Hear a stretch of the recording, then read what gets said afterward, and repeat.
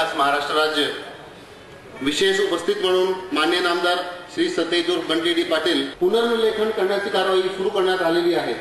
Mission मोड मध्ये ही कारवाई हाती घेण्यात आलेली असून 31 डिसेंबर 2011 पर्यंत हे सर्व रेकॉर्ड अद्ययावत करण्याच्या दृष्टीने जिल्हा प्रशासन प्रयत्नशील आहे।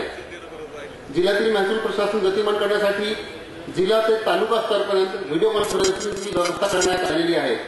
उपविभागीय अधिकारी व तहसीलदार यांचा आढावा नियमितपणे व्हिडिओ कॉन्फरन्सिंग फॅसिलिटीद्वारे घेण्यात येतो, जेणेकरून तालुका स्तरावरील अधिकाऱ्यांना जिल्हा मुख्यालयास येण्याचा वेळ वाचेल आणि तो वेळ लोककल्याणकारी कामासाठी त्यांना देता येईल।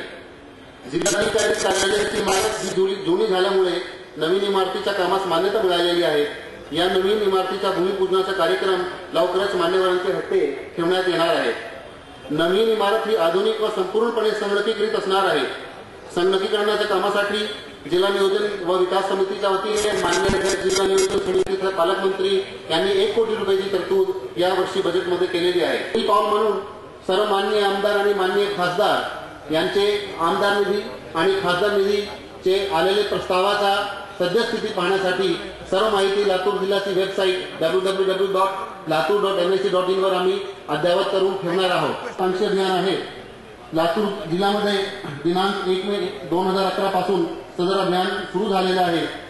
लातूर जिल्ह्यातील सर्वसामान्य जनता व विद्यार्थी यांच्या सोयीसाठी प्रत्येक तालुका ठिकाणी सेतू सुविधा केंद्र व ग्रामीण भागात महा ई सेवा केंद्र सुरू करण्यात आले।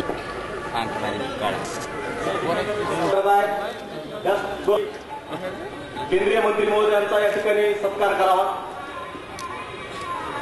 तहसील कार्यालय लातूर यांच्या नूतन प्रशासकीय इमारतीच्या उद्घाटन आदरणीय या राज्याचे महसूल मंत्री थोरात साहेब,